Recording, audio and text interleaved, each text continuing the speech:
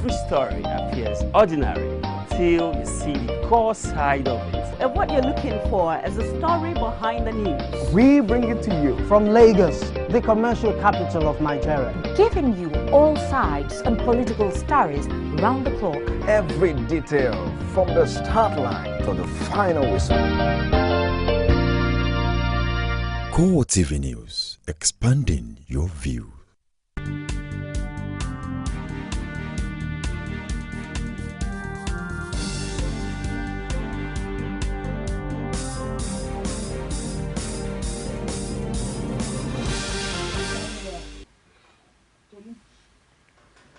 A very good evening to you and warm welcome to Core TV Primetime News. I am Tolu Ojewumi. And our major stories: violent clash between three Borno communities and Boko Haram leaves many dead as local residents fight back insurgents. Borno Governor Kashim Shettima says he is ready to sacrifice his life for peace to reign in his state. Declares emergency rule ineffective. Senate summons Minister of Defense, his police affairs counterpart, and service chiefs over President Goodluck Jonathan's request for extension of emergency rule in Adamawa, Borno, and Yobe states. And outside Nigeria, new round of talks over nuclear deal between Iran and world powers kicks off in Vienna, Austria. Now the news in detail. Residents of three communities in Borno State have repelled an attack by suspected Boko Haram fighters. Core TV News learned that about 200 of the militants were killed during the fighting in the Kalabaga district of the state. The residents were said to have formed a vigilante group. Meanwhile, disgruntled soldiers opened fire on the convoy of a top military commander in Maiduguri, the state capital. No one was injured when angry soldiers opened fire as the convoy was heading towards the Malari barracks to protest against poor pay and the lack of equipment to tackle Boko Haram. Defense spokesman Chris Olukolade confirmed an incident had taken place in Maiduguri, but says it was an internal matter and there was no reason for public concern. It is exactly a year since President Goodluck Jonathan declared a state of emergency in Borno and its neighboring states of Adamawa and Yobe in an effort to curb Boko Haram insurgency. Governor Kashim Shettima of Borno State has sworn that he is prepared to sacrifice his life for peace to reign and return to his state, which had been under an emergency rule since 2013. The governor, however, says he was not afraid should the federal government decide to extend the emergency rule. He noted that the state of emergency imposed on the state and two others had over the year proved to be ineffective. President Goodluck Jonathan had on April 14, 2013 declared a state of emergency in three states of Borno, Adamawa and Yobe as a result of insecurity in that zone. He culpated the military for inefficiency while speaking on the heels of a reported attack on the villages of Ran and Kalabalge in the state, where over 200 suspected members of the Boko Haram sect were engaged by the youths of the communities. The clash left many casualties. The governor, who spoke on the House service of the British Broadcasting Corporation BBC, monitored in Kaduna, also revealed that the civilian JTF, not the army, confronted the terrorists during Boko Haram attack on Giwa barracks in Maiduguri. He regretted that the condition of life in the state was degenerating as people wallowed in poverty because insurgents have made it impossible for business to thrive in the state and had rendered farming activities impossible. Shettima, who claimed his major concern was to rescue the abducted Chibok schoolgirls, says he is not bothered with the extension of the state of emergency. The federal government has formally declared that it would explore all options to rescue over 200 schoolgirls abducted from a government secondary school in Chibok, Borno State. Minister of Information Labaran Maku gave the indication while briefing journalists after the Federal Executive Council meeting in Abuja. He revealed that a video released by the insurgents is still being studied, but also wants the public to ignore information not coming from recognized sources. The Nigerian government, according to him, is not unmindful of the situation on ground and will do everything to keep the citizenry informed on the regular basis. The Senate has passed a resolution summoning the Minister of Defense, his colleague in the Police Affairs Ministry, the Chief of Defense Staff, National Security Advisor, the Service Chiefs, and the Inspector General of Police to appear before it tomorrow. The affected security chiefs and their bosses, according to the senators, were being invited in connection with the request of President Goodluck Jonathan, seeking an extension of the state of emergency declared on 3 states in the Northeast about a year ago. The security chiefs are needed to explain the situation of things in Adamawa, Borno, and Yobe states, where the emergency rule was declared by Jonathan since May 2013. Senate leader Victor Ndoma Egba, who was to move the motion for the extension of the emergency rule in the affected states, urged members to allow the item be stepped down in the order paper till the next legislative session. He hinged his reasons on the fact that the aspect of the Constitution dealing with emergency rule declaration has not been gazetted for circulation in the upper chamber, and the fact that the Senate had yet to review the success or otherwise of the emergency rule, which had been in place for 1 year. His words: "We must circulate the Gazette before we can debate it. Secondly, it is a tradition of this Senate that we appraise and assess the performance of the state of emergency before we debate." Deputy Senate President Ike Kuremadu, who presided over the session, described the motion as a very serious business which bothers on the security of a part of the country. Jonathan had on Tuesday asked the Senate to approve the extension of the 1-year state of emergency in the tribal states and the northeast region of the country because of the growing activities of the insurgents in the area. Still on Boko Haram, a glimmer of hope appears in the horizon for over 200 female students of government secondary school held hostage by the deadly Islamic sect Boko Haram. Our former university don, Sophie Oluwole, explains that from the video, it was observed that the girls were in a relatively stable condition, and all that is left now is to ensure their safe return to freedom. In this report, Anita Fatanji took her up on security and other burning issues in the country. The Boko Haram sect, which has been terrorizing the country since 2010, recently released a video showing the over 200 girls abducted from Government Girls Secondary School Chibok, Borno State. In the content, the leader of the violent sect, Shekau, says the girls have converted to Islam. He stressed that the only condition with which the girls can be released is for the federal government to release all members of the sect in the Nigerian prisons. Before now, no one was quite sure what has happened to the abducted girls, and this created serious panic in the hearts of many. However, this video has restored in us a hope that at least they are alive and waiting to be set free from their captors. According to Sophie Oluwole, a retired varsity teacher, the video has brought hopes to Nigerians that the girls are alive. Well, it raises a hope that they are not all dead, at least some are alive. It means it has emergency to take those girls out. They can never be comfortable there. They don't belong to that place. So our anxiety is that we thank God for answering our prayers that they are not there, because by now they might be killed. We thank God that they are alive, but it is our duty to make sure they come home alive. She flays the federal government over the move to extend emergency rule in the northeastern states of Adamawa, Borno, and Yobe. You can have emergency for 10 years, provided your emergency is better. Before the emergency last year, there was kidnapping. During emergency, there's kidnapping. So what's the benefit of emergency?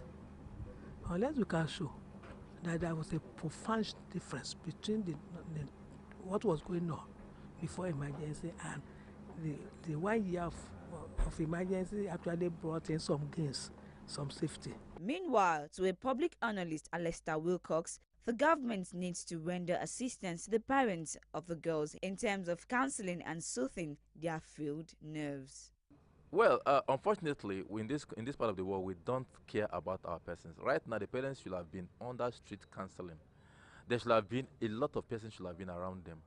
A lot of institutions should have been around them, especially those that will counsel them, those that will ensure security for them. And don't forget, since these things still happen, even the parents were complaining that they have been left on their own. There's even no security in Chibok.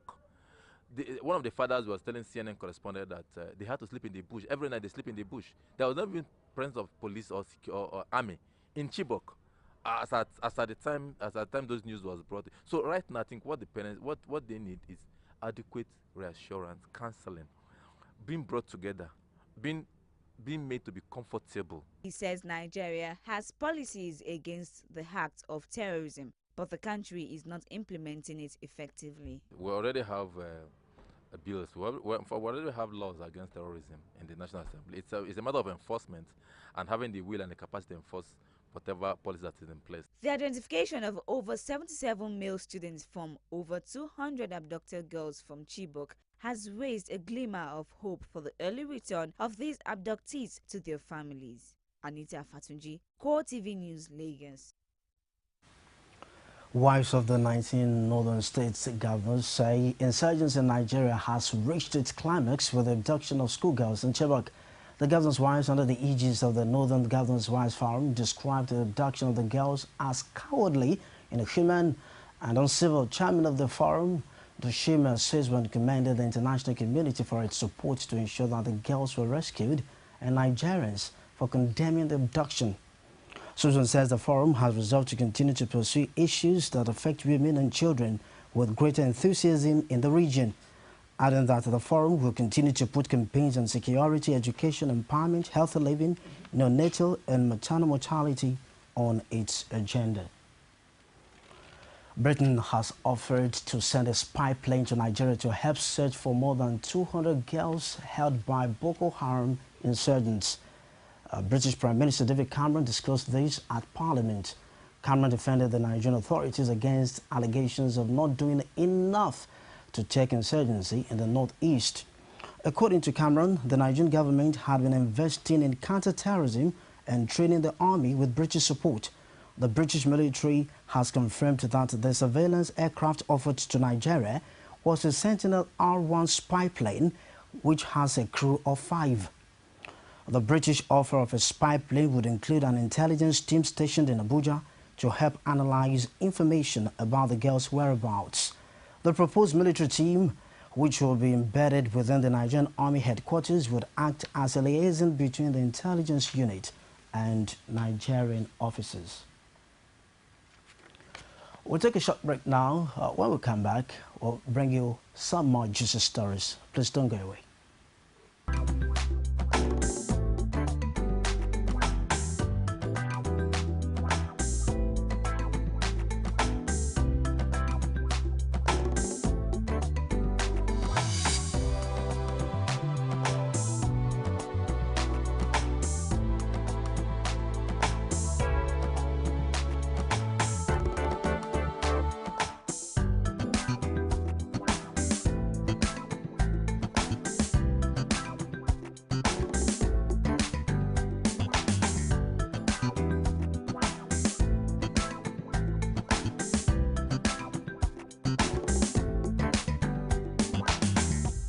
Core TV News, expanding your view. On the day list this morning, Nigerians encourage corruption, cites Jane Festa of the Punch newspaper. Amid Nigerian Gardener Forum calls for Okonjo Iweala's says new PDP. Page 2 of the Punch newspaper. The dailies every day on Core TV News. From time immemorial, women have birthed life, shaped character, and by extension, influenced the society. Moremi of Ife, Emoten of Benin, Queen Aminat of Zaria, all women of influence and power. Whether it's before election, after election. How ironical, women being so powerful, yet have few grounds in decision making. They see you as a wife, and I see you as a wife to a man. We are talking women in politics. A woman will be bold enough to stand up and say, I want to become president of Nigeria. only on Core TV News. Every day, every hour, and every minute, news break in Nigeria. Things happen so fast, it's most times difficult to track and comprehend them. But that's what we do right here on Digi360. 2015, would you want to come back again? It's like asking Jesus Christ if he knew he was going to die, will you want to come back as the savior of the world again? We do not just help you track the stories, we break them down, explore all the angles, analyze the issues so that you can fully comprehend the stories and use them to make the right decisions.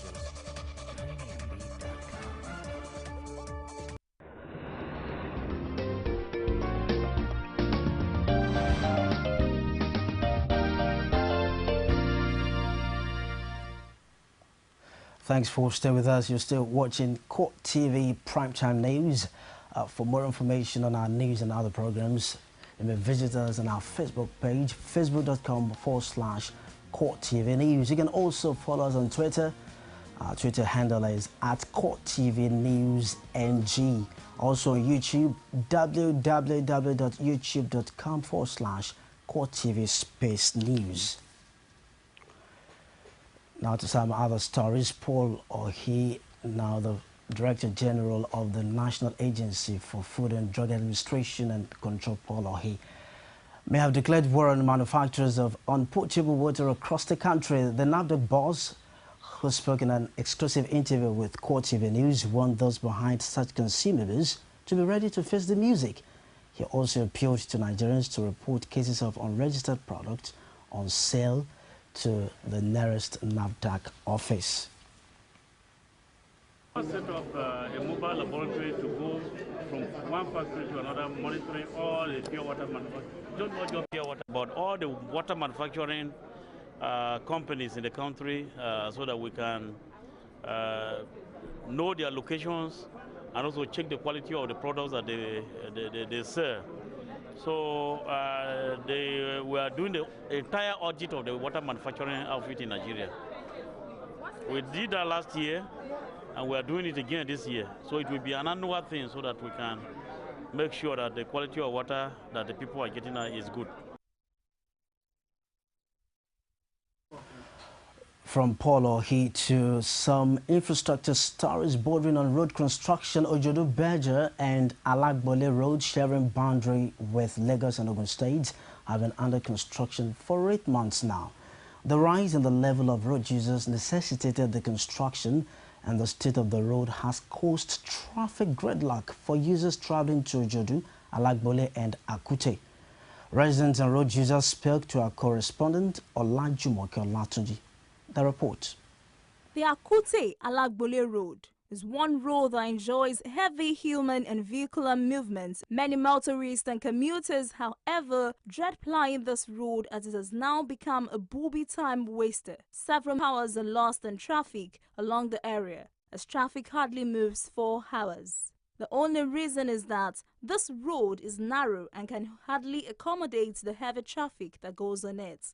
The government of Ogun State have taken the initiative to carry out a comprehensive reconstruction of the road, and this has led to a total stoppage of vehicular traffic on the bridge. Mixed bag of opinions greets the reconstruction of the bridge. Some residents were full of appreciation to the Ogun State administration. What they do is good, really, because they want to make things conducive for us in this area. This is a gigantic project that will ameliorate a lot of problems around this neighborhood. So we appreciate what they are doing.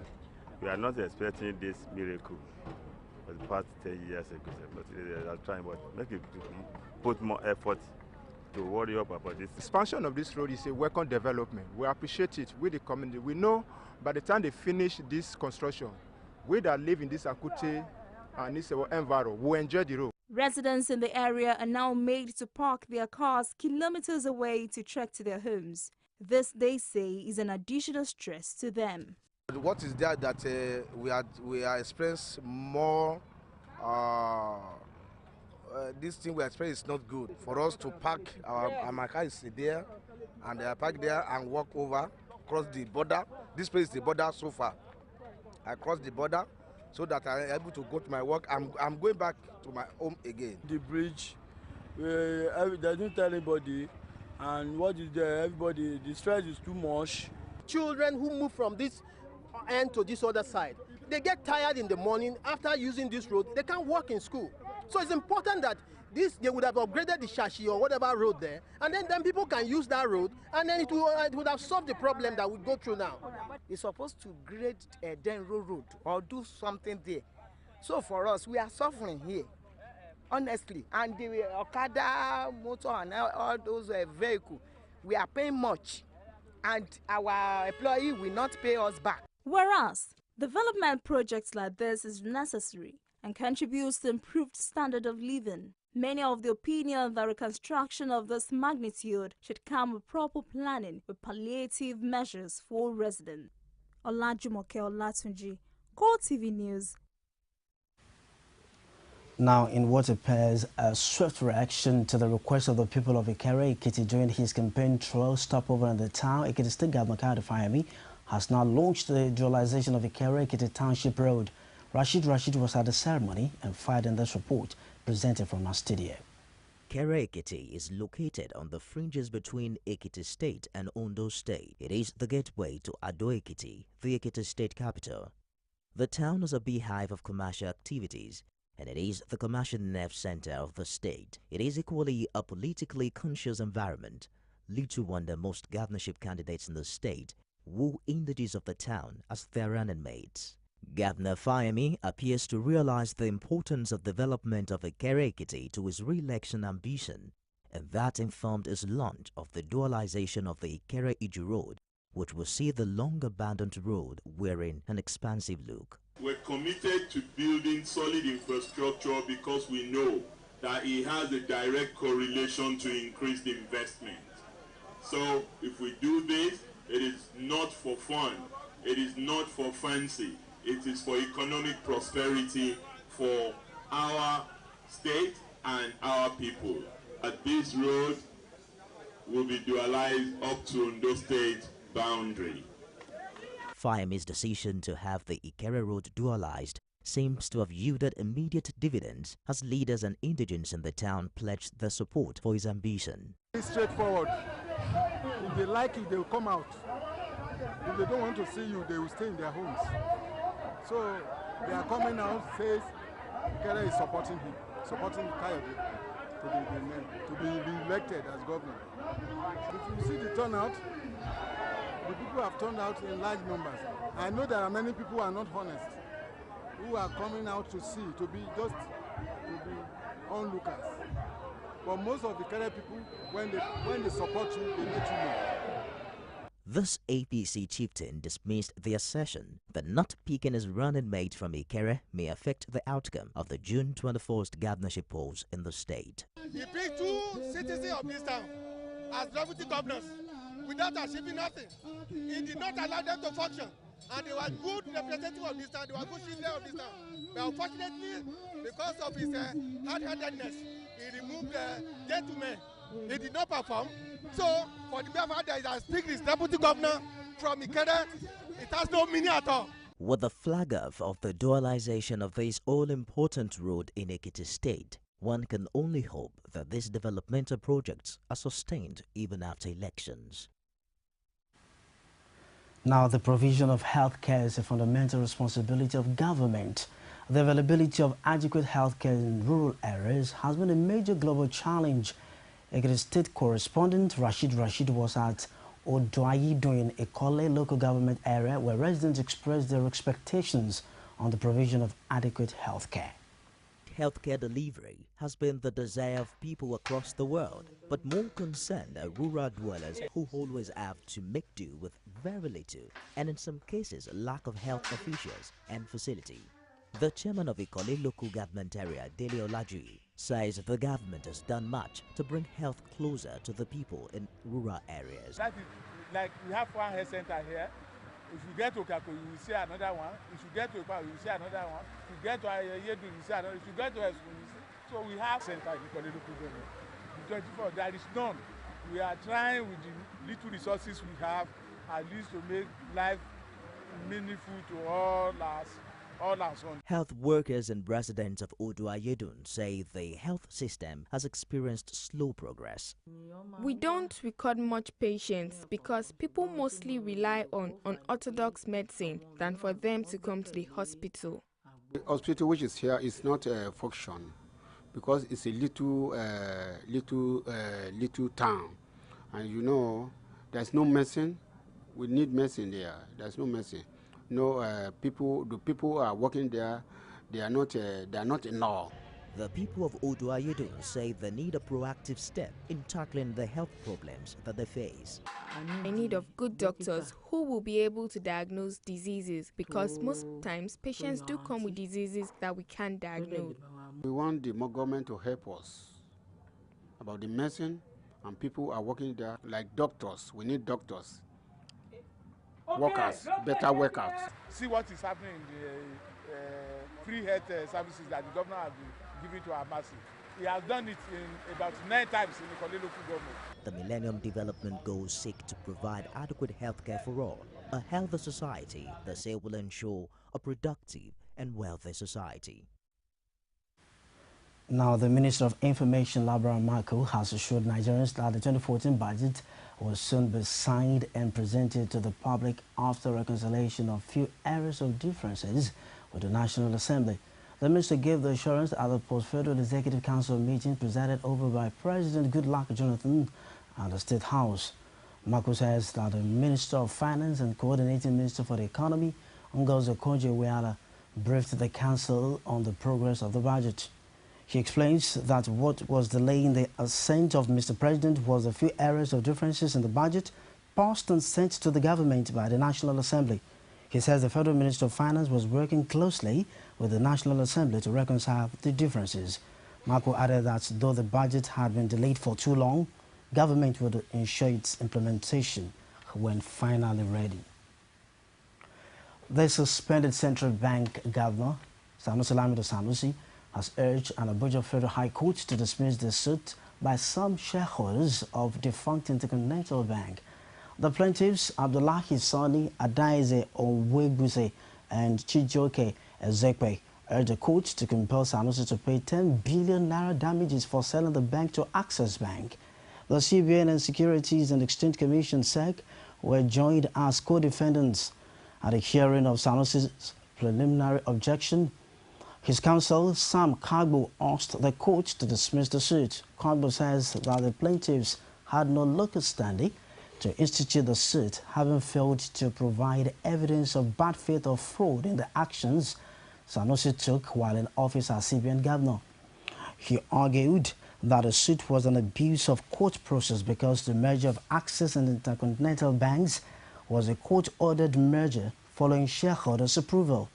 According to him, Sanusi's role in the merger is restricted to ensuring the regulatory oversight functions of the CBN, as he is not involved in the transactions that resulted in the merger.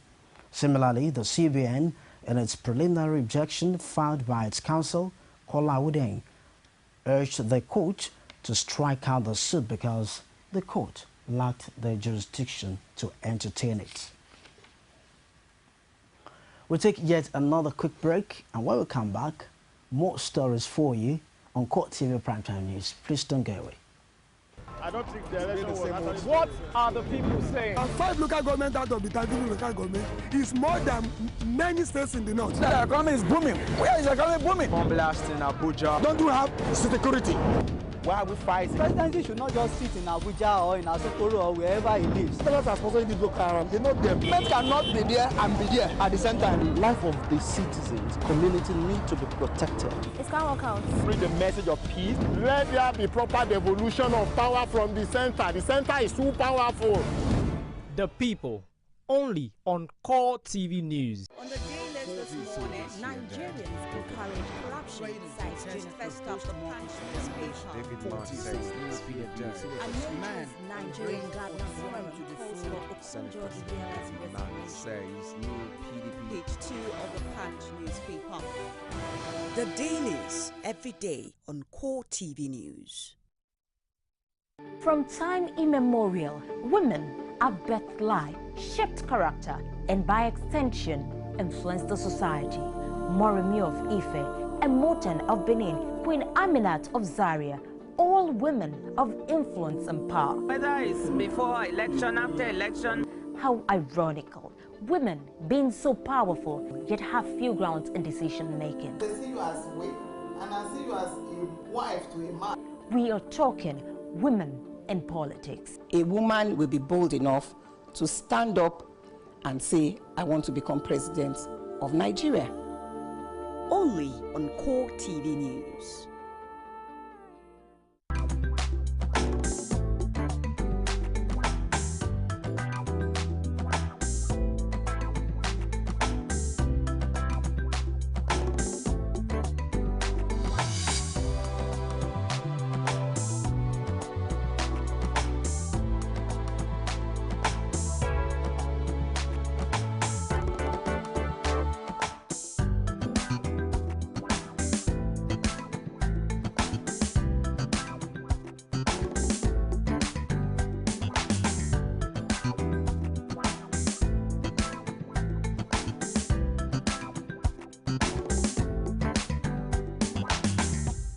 Core TV News, expanding your view.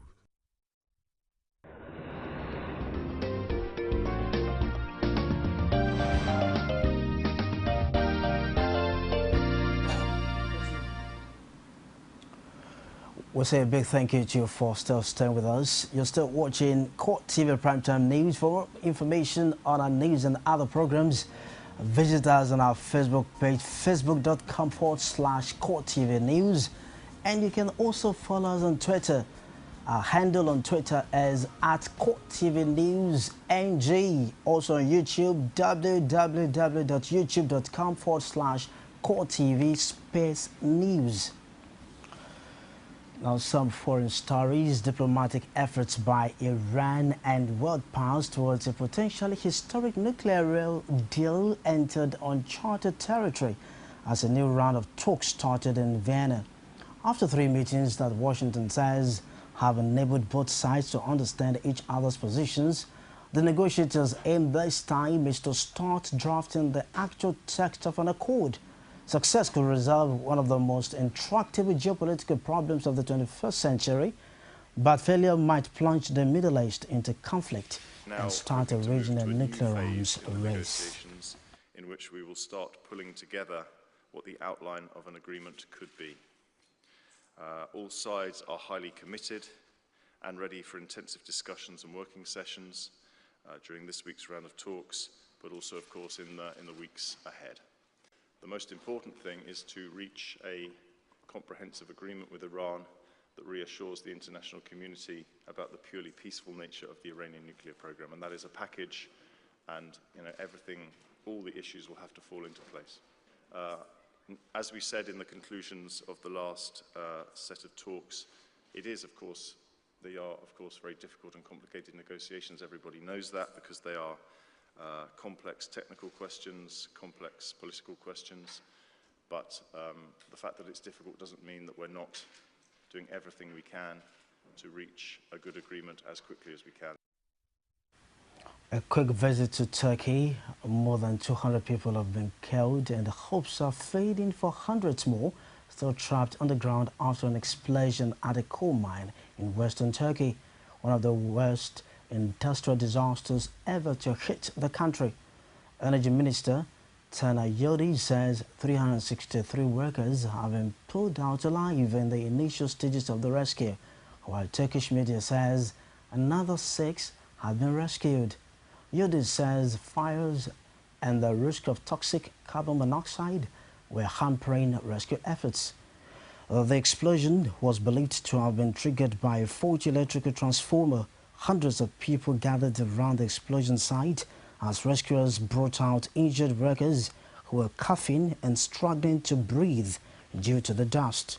Soma is one of the key centers for lignite coal mining in Turkey, a district with a population of around 100,000, where the mines and a lignite-fired thermal power plant are the main economic activity.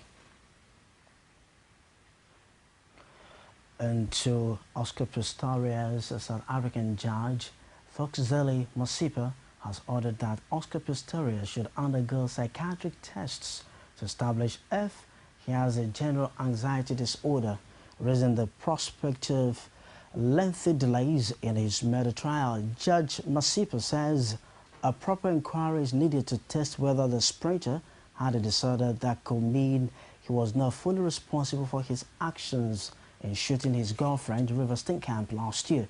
Masipa says a full order will be made next Tuesday when the court reconvenes.